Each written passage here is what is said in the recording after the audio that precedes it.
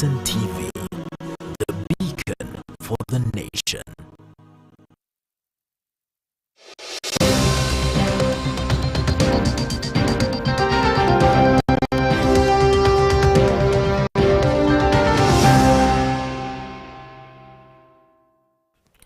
Assalamu alaikum wa rahmatullahi wa barakatuh. It's another beautiful Friday morning, the 4th of October 2024, that we meet here at Horizon TV. My name is Zamzam Ahmed, and this is the Muslim Insight, a show that brings to you weekly news recap as well as impactful conversation. Today, our topic of discussion is empowering women through financial literacy. But before that, let's get the headlines.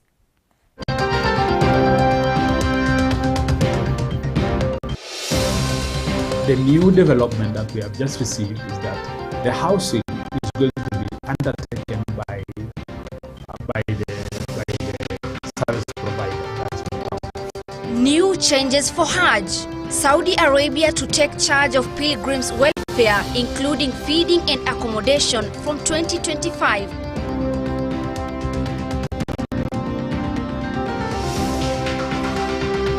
Equality among children is paramount in upbringing, in parenting. And jealousy, hasad, hiqd and envy is stronger within closer relatives than it is with strangers. Parenting in modern days. Parents urged to have an open mind and establish strong bonds with their children.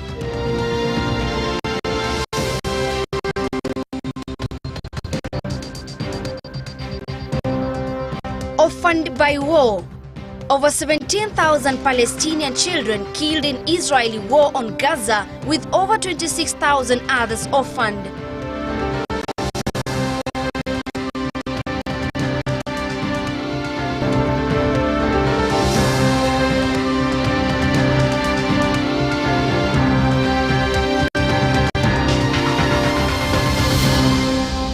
Thank you so much for choosing Horizon this Friday morning. Now on to our top story. Parenthood has become much more demanding than it used to be.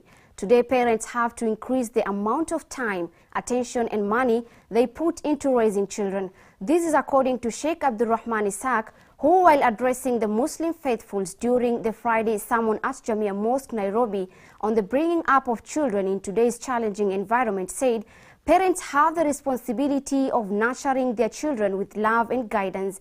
Sheikh Ishaq highlighted the importance of establishing a strong emotional bond with children, urging parents to express affection to their children openly. Sheikh Abdul Rahman Isaac, who is also the Imam of Parklands Mosque in Nairobi, called on the Muslims to show love to their children, stressing that love is the foundation of a child's development. Love brings about gains. Harshness brings about pains. You will gain more with love than you would with harshness. Harshness cuts them off, chases them away, cuts that relationship between you and your child. Yaqub alayhi salatu wasalam was able to keep the family together because of love. So many challenges he went with his children, with his sons in specific. But at no given moment in life did he boycott them, did he cut them off. Speaking during the Friday sermon at Jamia Mosque, Nairobi, the Imam explained the necessity of parents being a guiding presence in their children's lives. Because of the emotional void, the destruction that emotional void has created in upbringing children, the parents have found themselves in so many problems they cannot deal with.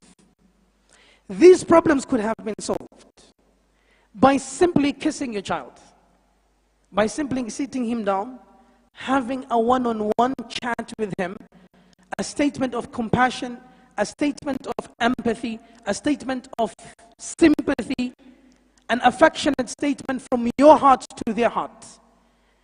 A hug, a compassionate squeeze would have solved that problem.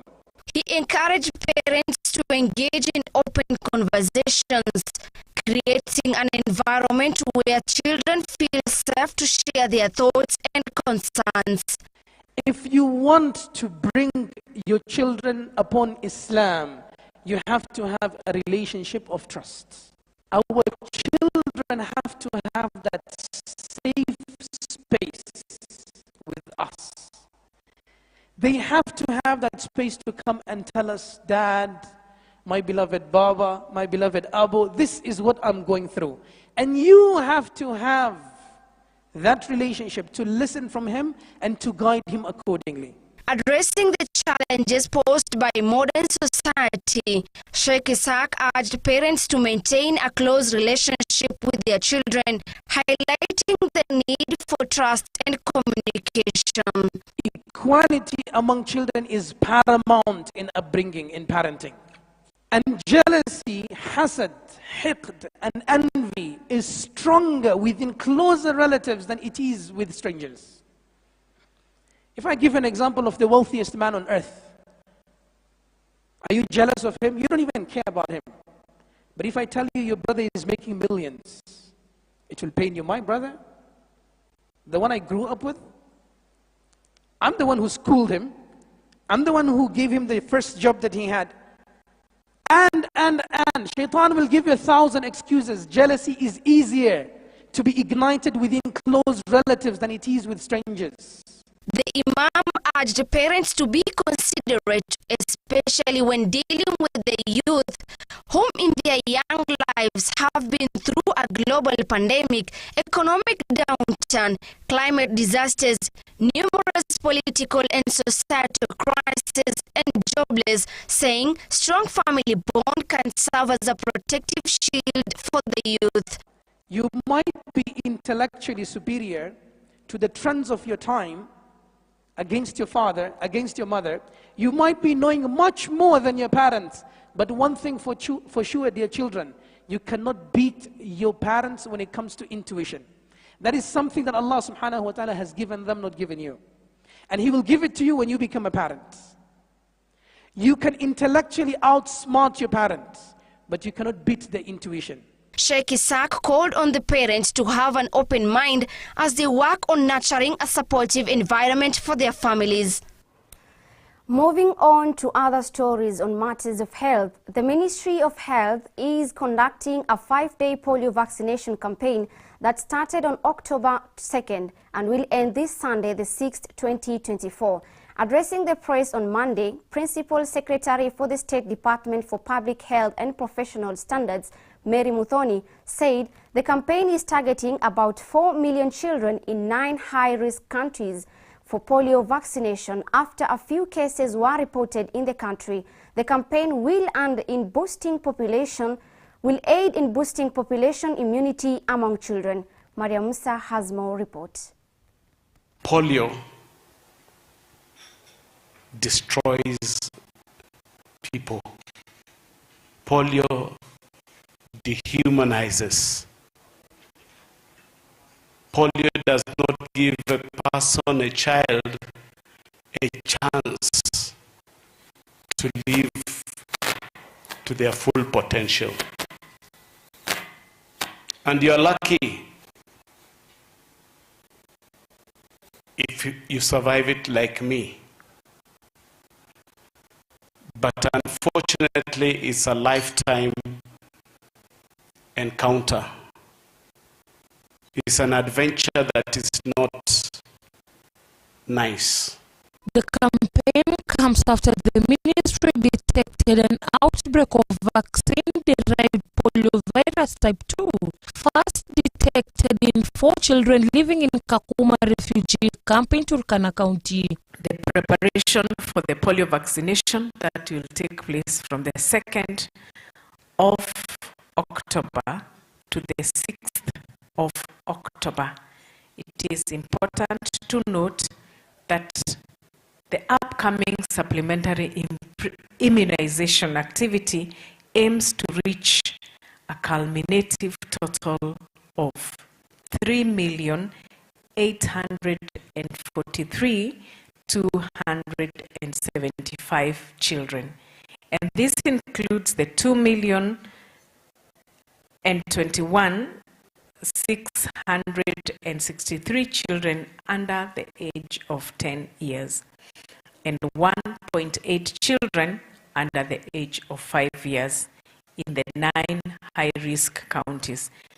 Speaking during a media stakeholders meeting, Public Health and Professional Standards Principal Secretary Mary Mudhoni said there is an outbreak that requires urgent national attention. Detection at an early stage, because this is preventable, but at the same time, it's curable. We can be able to nip it at the early stages just to ensure we do not get more people who are paralyzed. According to the ministry, counties including Nairobi, Machakos, Kiambu, Kajiado, Turkana, Busia, Bungoma, Trans-Nzoia and West Pokot are key targets with the campaign targeting children between 10 years. The Ministry of Health has alerted all high-risk counties to remain vigilant. And it is important with a particular focus on counties in Western Kenya due to the detection of type 2 polio in Bale District, Uganda, with Bungoma borders, which borders Bungoma County. The detection of a positive case in Kamukunji sub-county further heightens the risk of polio transmission in Nairobi and its surroundings. And since the confirmation of this outbreak, several activities have been initiated. An alert has been issued to all the counties, and this is to enhance surveillance through active case searches. Consequently, Principal Secretary Mudhoni said the polio vaccination will go hand in hand with social health insurance registration, which will be primarily done by community health promoters.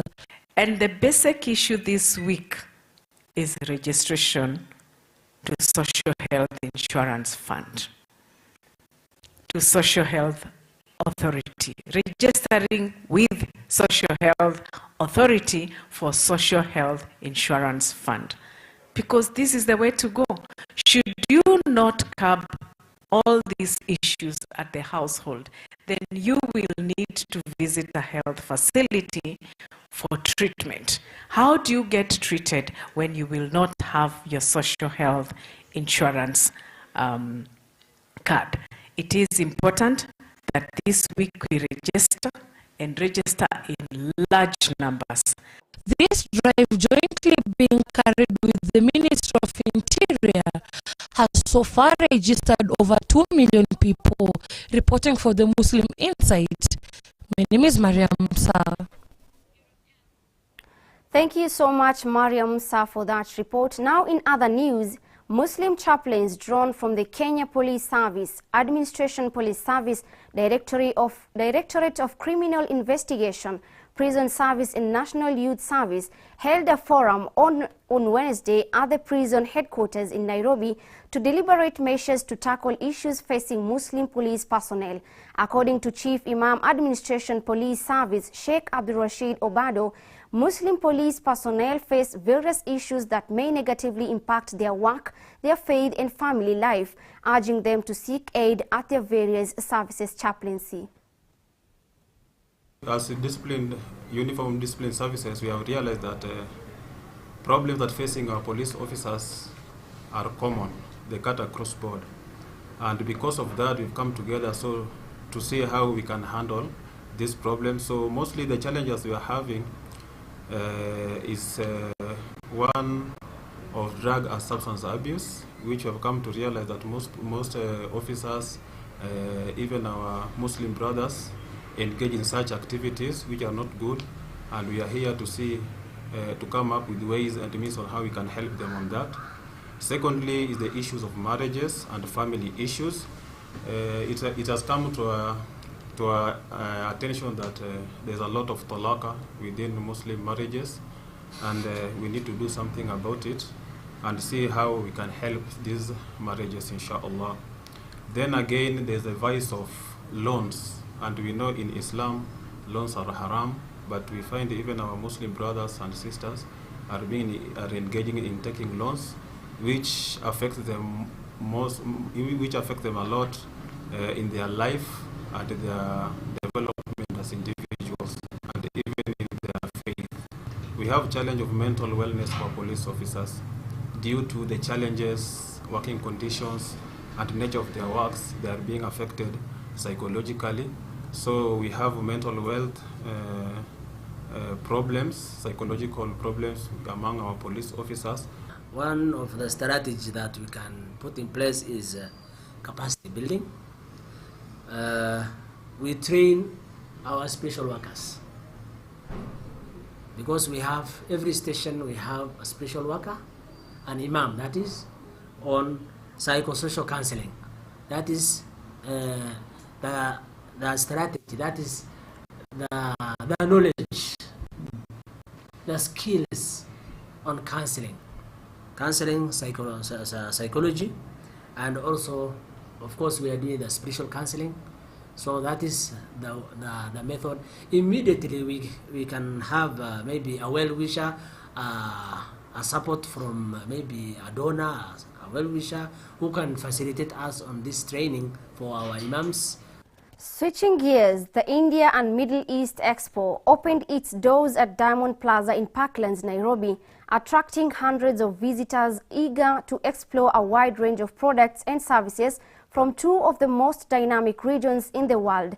The India and Middle East Expo opened its doors on September 28th and will run until October 13th, 2024.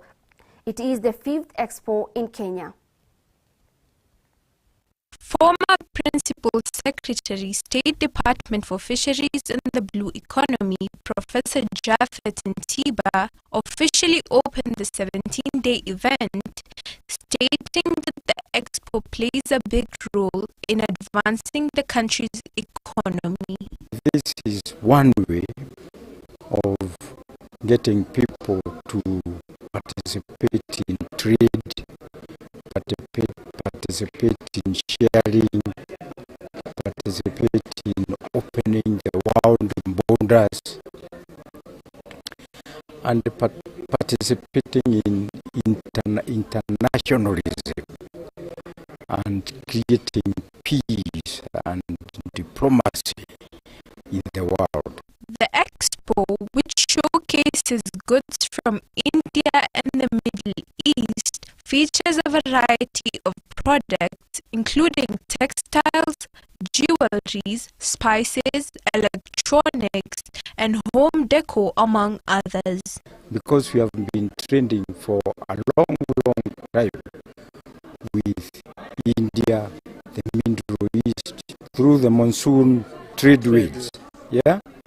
So I think everything about the Indian Ocean now is here, between Africa, the Middle East, and India. And I think there's a lot that our people can learn from each other.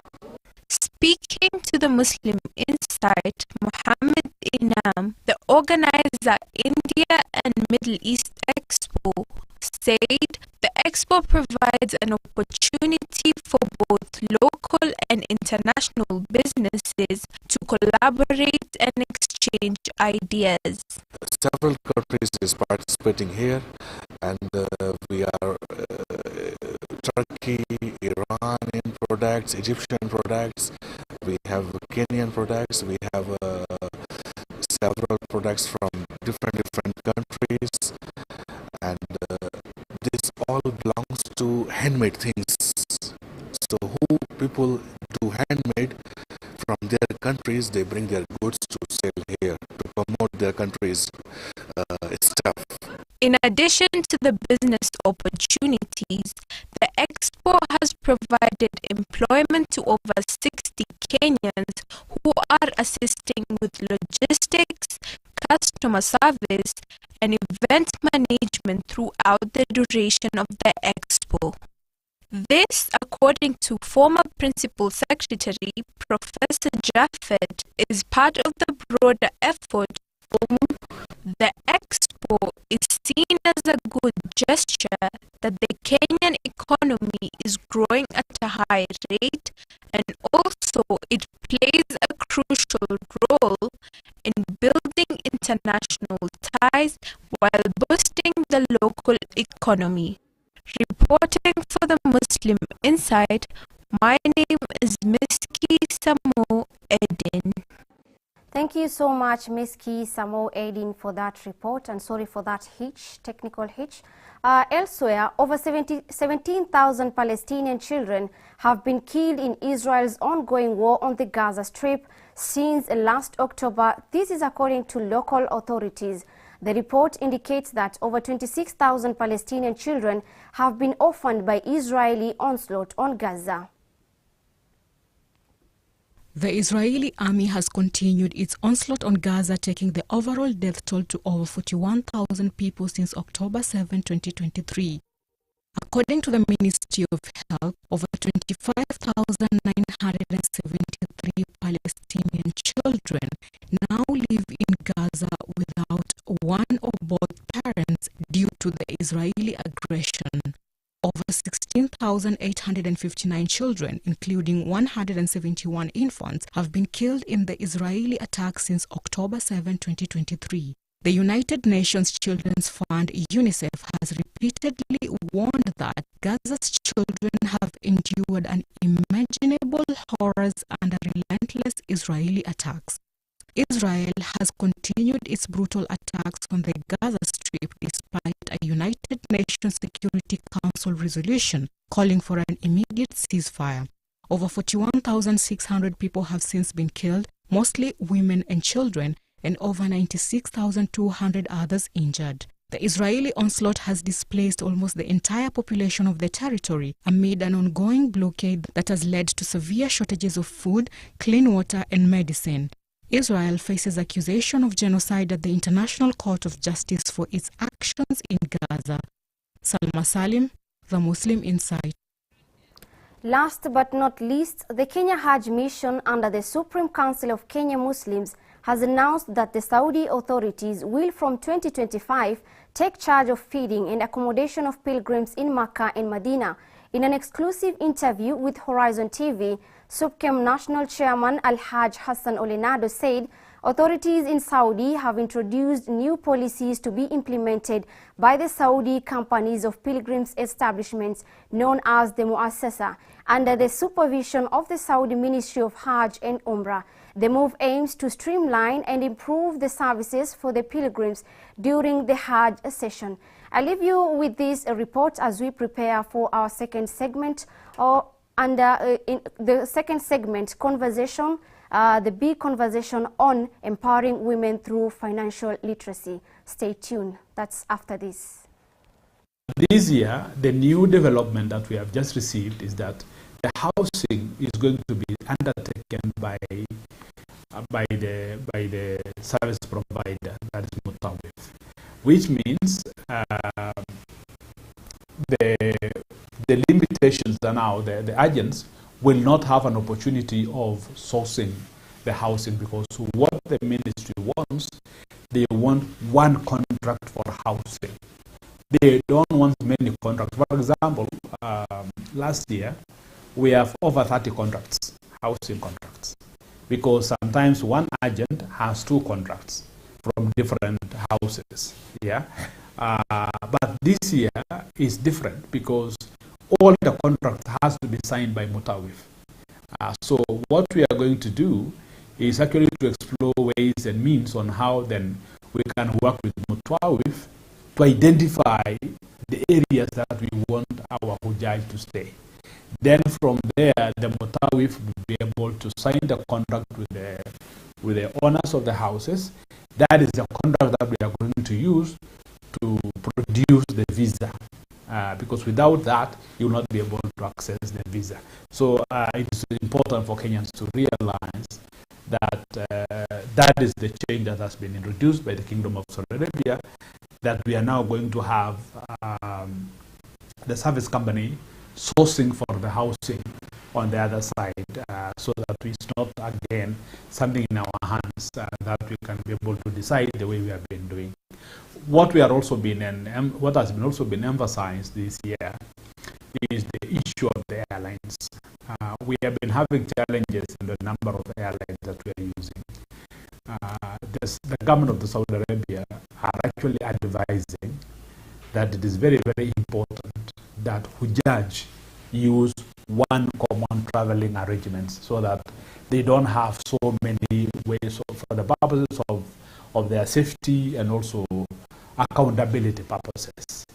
It is important to note that it is for the interest of Kenya and the Kingdom of Saudi Arabia that our Hujjaj arrive in the kingdom, perform their ibadah, and return home safely. It is the interest of everybody. It is also important to note that it is only easier to account for Hujjaj if they use one common travel arrangement. And that means we advise that agents or urge agents with the mission explore ways and means of minimizing the number of airlines that they are going to be using in traveling to Hajj, and ensure also they should actually reduce the use of the scheduled flights so that we don't use all the flights that come to Jomo Kenyatta, the national airport, which again becomes a challenge on the issues of accountability or accounting for the Hujjaj. Bearing in mind, it's also important to note that some of these restrictions are coming because the Kingdom of Saudi Arabia is struggling with the illegal Hujjaj. All the avenues they are trying to close, they are actually trying to close the avenues of the illegal Hujjaj.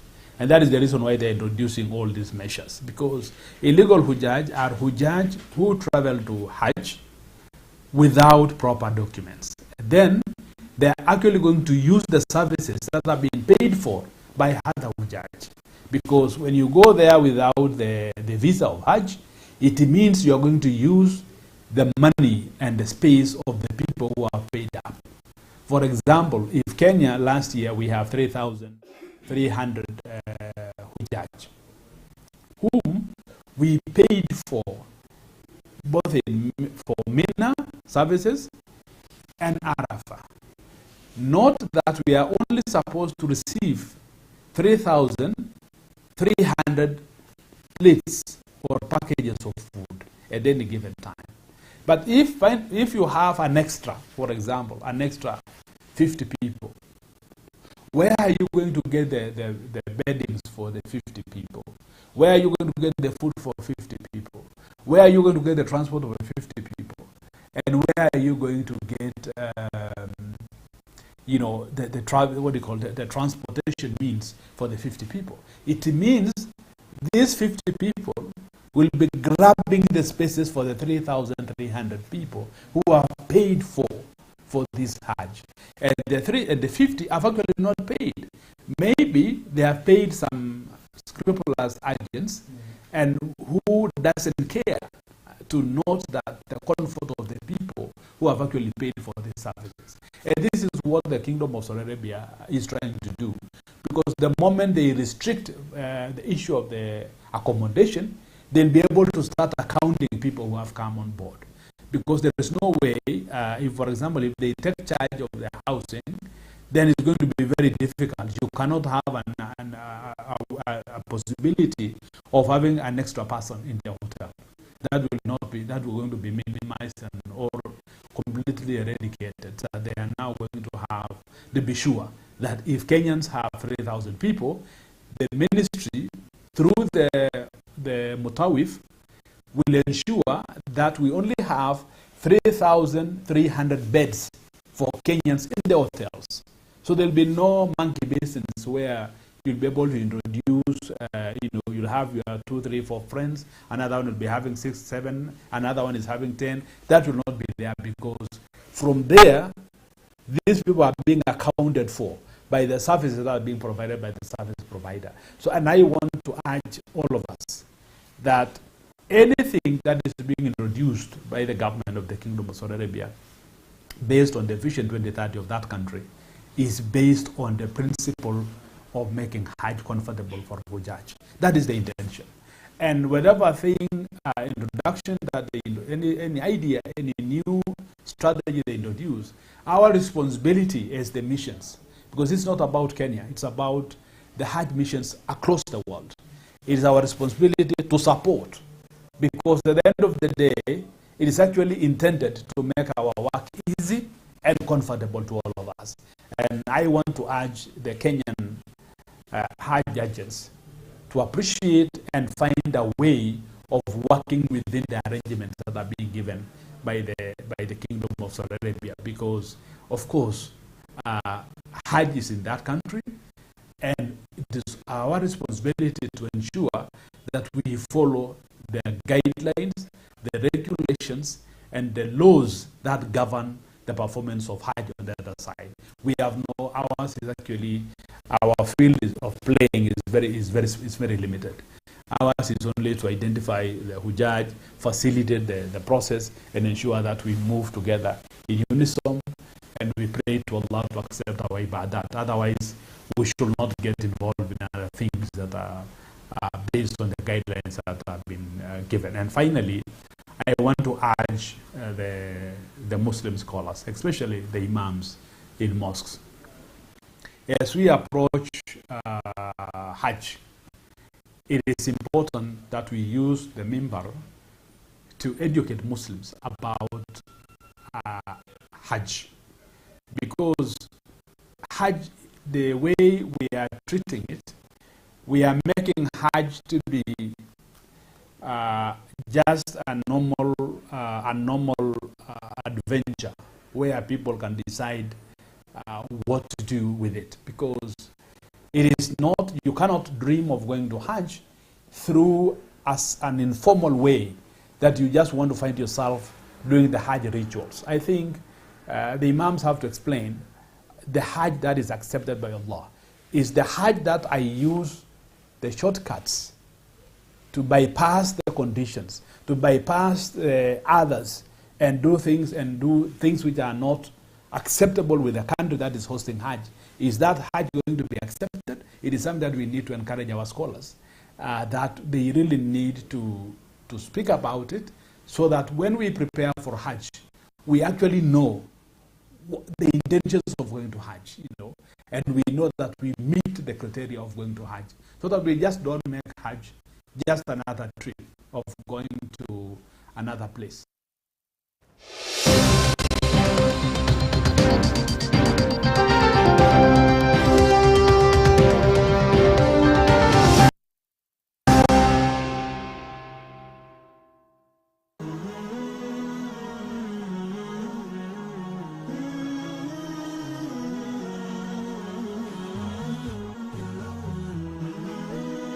Horizon TV, kurunzi ya taifa.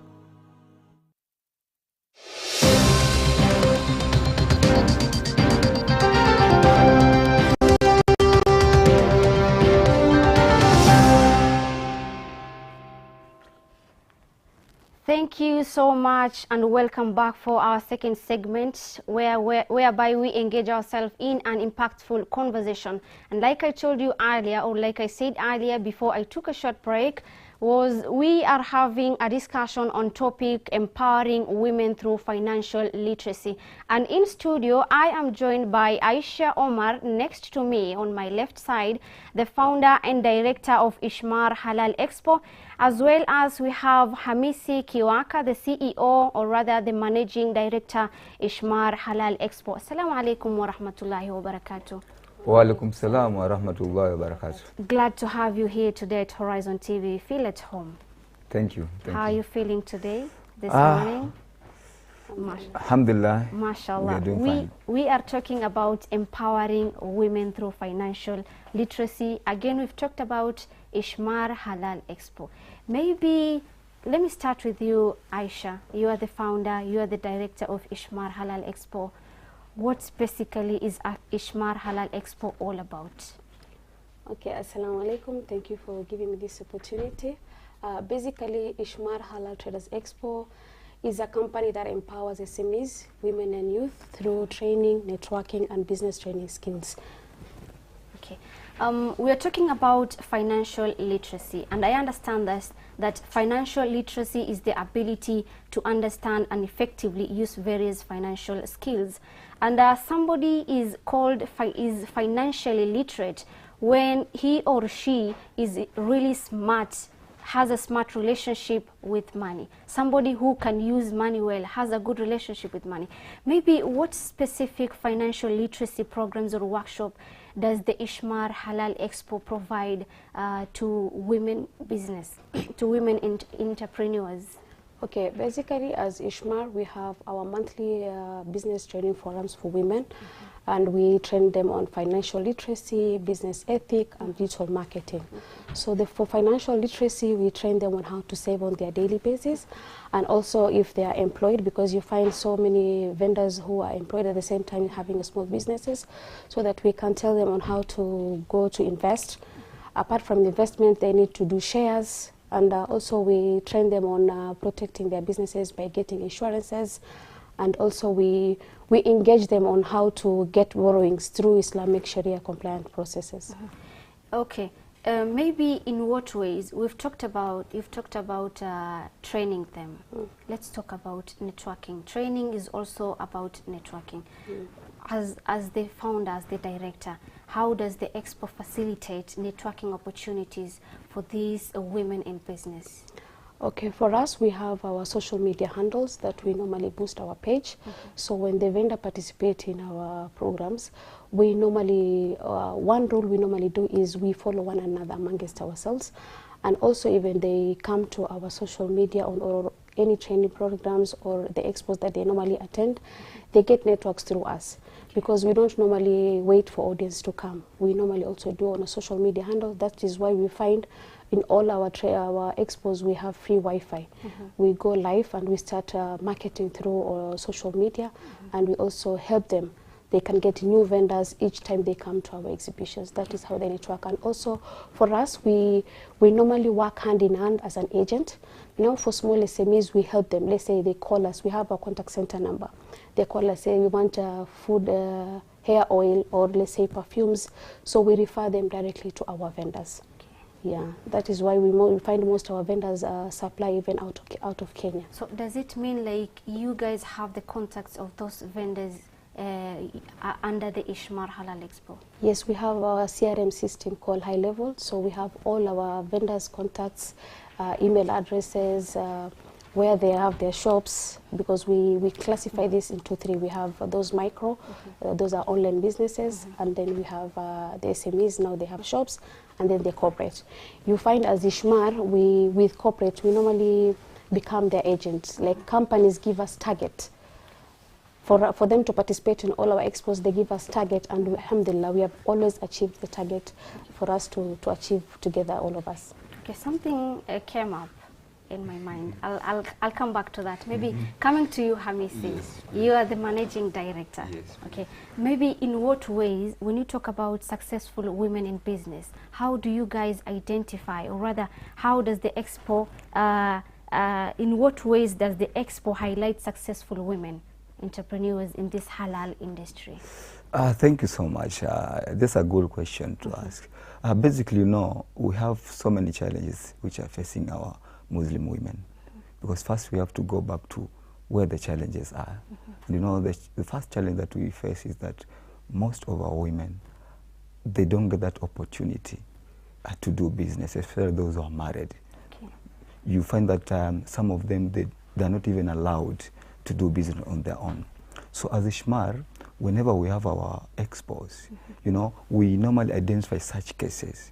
And through identification of such cases, we advise them, and we also even identify those women-related businesses where they can do without getting challenges from that aspect of segmentation when it comes to the aspect of being allowed to do their businesses. Through that, we normally start the journey with this particular businesswoman from the startup stage until a certain level whereby this a woman is independent when it comes to her business. So through that, we get to identify those cases whereby, like, we have some women who started business earlier.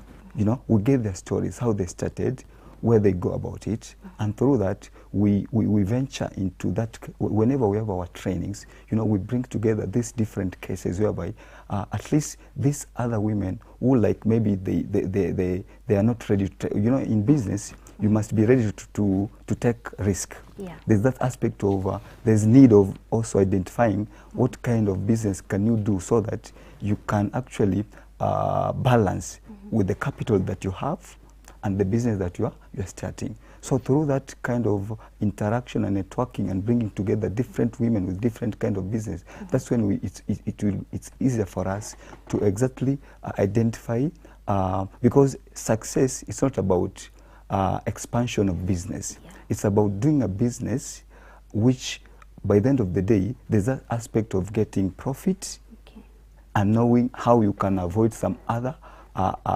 illegal issues, like maybe the aspect, you know, sometimes you find that whenever you're doing business, like there are things that you must know as a business person, not even women alone. Like, you need to know that when you're doing a business, you should have a name. You should have a logo of that particular business. You should have a brand of that particular business. How do you brand your business? So through that, that's when we categorize these particular people. As my colleague said, we have those who are micro, okay, we have those SMEs, and we have those corporates. So first you have to know, this woman, does the business qualify to be a micro, or in the category of SME, or in the category of corporate? Okay. You've talked about challenges, and challenges are something that you can never run away from. Maybe as the founder director, what are the challenges that you have encountered as the director, as the leader of this Ishmar Halal Expo, and maybe what are the challenges these women face? Okay, basically I find so many women, they have an eager to do business, but they are denied chances from their marriages, from their families. So I normally tell my fellow women that should not be the end of the world. You can always work on something. So if you are denied the opportunity and you're an entrepreneur, you can give that chance to somebody else. But you need to work hand in hand in line with women entrepreneur businesses. Let's say like you are dealing with buyers, perfumes. So you can employ somebody. You can come in. You don't need to travel, as I said. We have the networks. Personally, I have the networks in Dubai, China, Tanzania, Zanzibar. We just give you the connections to those suppliers.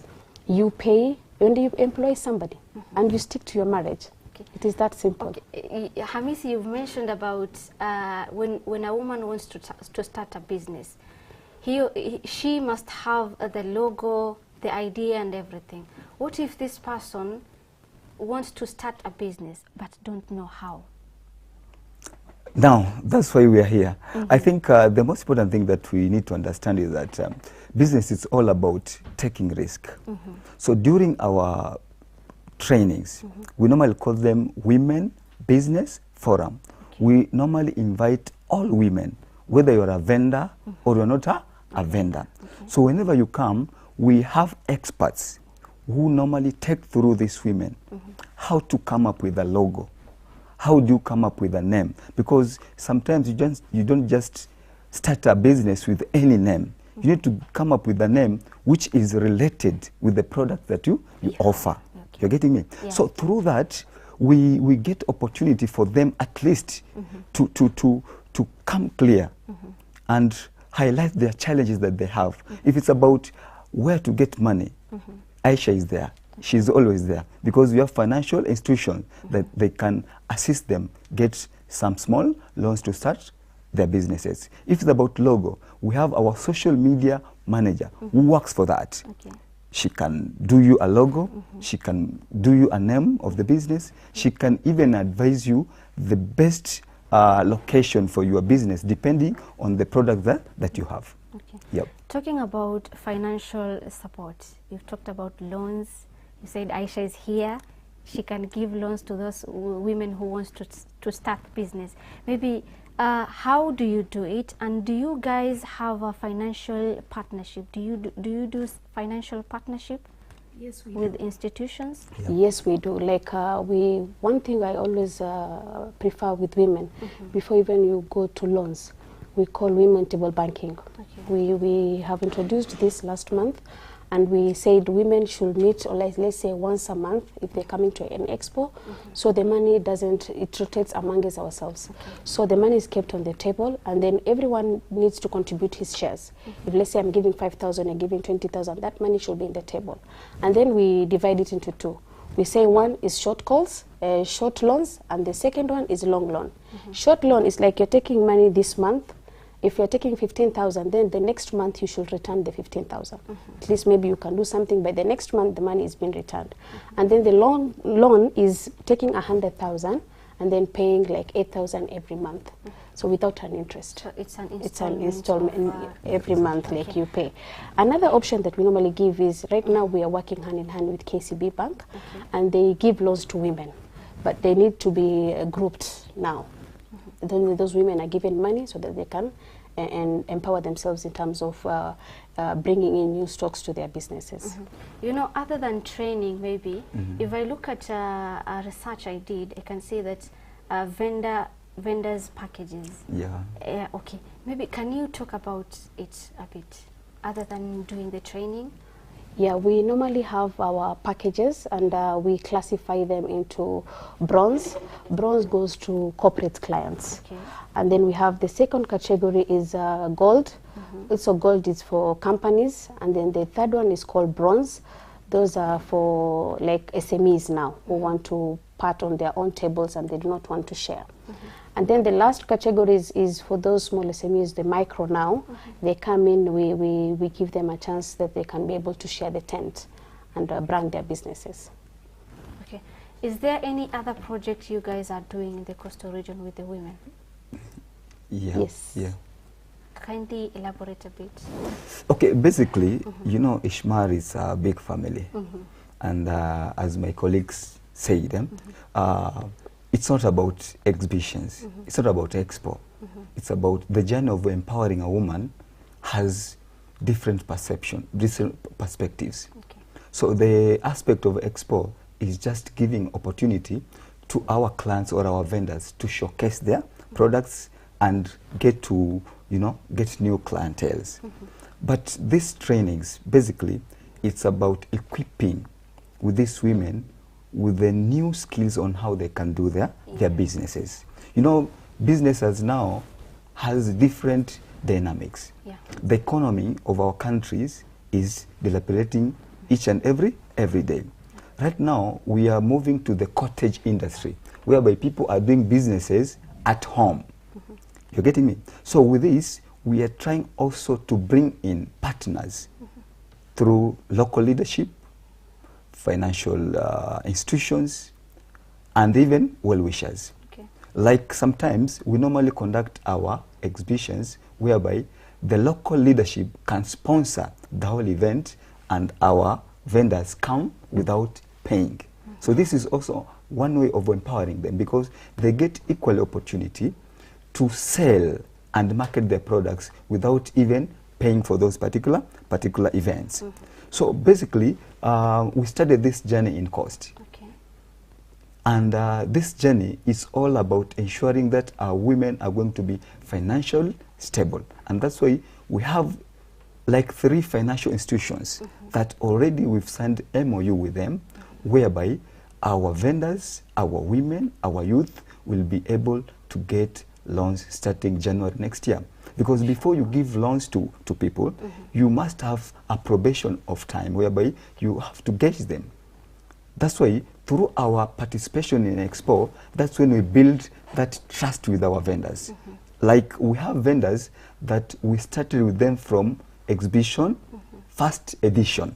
Okay. So with this kind of vendors, it is easy for us to guarantee them from those financial institutions. It means like they are supposed to attend all the exhibitions. Exactly. Okay. Yeah, now we are in the 14th edition. 15th edition. We are heading to the 15th edition. Exactly. Okay. Something else. Aisha is here. She's a woman. You are a man. Why women? You know, why are men not in the picture? We normally, when you empower a woman, you empower the whole community. Okay. We have not disloaded men, but we normally also give chances to men one-on-one. Men don't speak, like, they don't talk, but once you meet them one-on-one, they tell you a lot. Okay. So the reason as to why we are empowering these women, even the programs that we do, we only do for women, so that they can speak their challenges they are facing. You may find our most challenges of women is they do business and then it goes to the verge of collapsing. Yeah. As we are the same. You find you're given money by your husband, and then you have a business. Sometimes you take money from the business, you put it in the food. Sometimes you mix everything. And then you find yourself within a span of 6 months, your business has collapsed. Okay. So that is why we are doing these training programs for women, so that, when you empower a woman, the whole community is ready to go. Like they get support from the women. And we have not left men. We also have vendors who are men, but we normally engage them one-on-one. As I told you, we are an agent to all of them. So we also engage them one-on-one. At least we know what their challenges, but women speak a lot. Okay. Like they tell you their challenges. Men like hiding. They don't tell you exactly their challenges is, unless you push them to the wall so that they can tell you exactly what the challenges are. I wanted to add something on that. Sorry for that. Basically, I'm a man, and I'm representing the other men in the Republic of Kenya and the world at large. But basically, honestly speaking, at the aspect of Muslim community, there is high rate of divorce. You find that women have a lot of burden, especially when divorce comes. Okay. And we have many examples, living example of this kind. So as a company, we are taking that advantage. There's a gap, they have a lot of, nowadays women have a lot of responsibility. Even if you go to a meeting in a school, you find that 95% are women attending the meetings. So men are not there. So I'm calling upon my colleagues in the fraternity of men. We need to wake up. We need to realize that we have a lot of responsibility in our families, because it's like we're neglecting our own responsibility. So as Ishmar, we are not neglecting the men in that way. Okay. We are just trying to look how best can we empower families.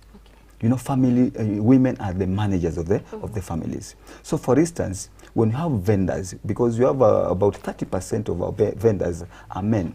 So whenever we have our programs, we encourage those vendors to invite either their sisters, their wives. So in this way, we're also trying to convince these men to give equal chance to their wife to do what? Business. Instead of him coming to an expo from morning to evening, the wife can come and they can go and do something else which can add their income, because we need to have that. So it's a support system. A support system, exactly. That's nice.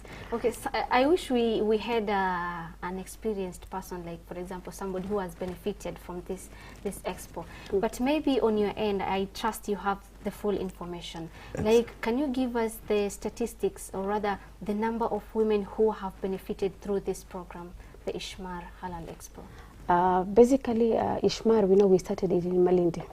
So as Amisi has said, we started with vendors who didn't have logos, who didn't have name, who didn't know even how to start their businesses. And Alhamdulillah, we have tried to help them. We have nurtured them. And right now, some are even having shops, from micro to shops. Okay. And they have really enjoyed our services, because we normally check up on them.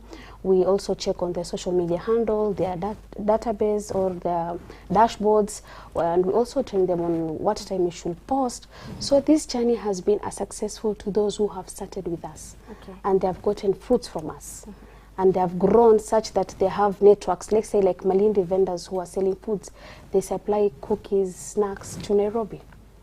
So, like, do you still have registration process ongoing? Yes. Okay. Yes. Maybe we're talking about the success, knowing the success women in business and everything.